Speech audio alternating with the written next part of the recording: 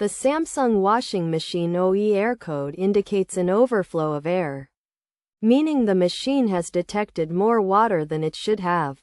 This occurs when the level sensor, also known as the pressure switch, transmits a signal to the washing machine, signifying an excess of water beyond the program's designated requirement.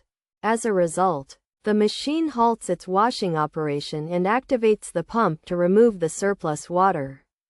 Common causes of this issue include a clogged drain hose, which is often blocked by debris such as coins, lint, or hair. A faulty drain pump can also be the culprit, as it is responsible for expelling water from the machine. And if it's not working correctly, the water won't drain and the machine will overflow.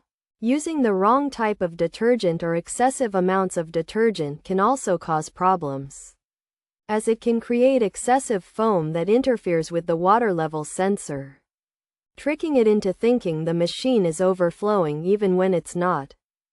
To resolve the OE air code, it's essential to check the drain hose and ensure it's clear of any blockages.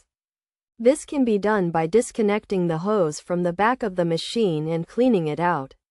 Additionally, ensure the drain hose is not kinked or bent, as this can restrict water flow.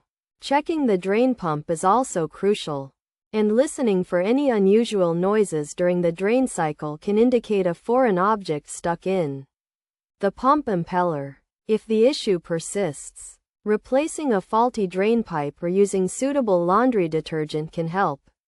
Using unsuitable detergents over time can leave residue in the detergent dispenser and other parts of the machine, restricting water flow and contributing to overflow issues. To address this, running an empty rinse cycle can help flush out any remaining suds and residue. And cleaning the detergent dispenser thoroughly can also be beneficial.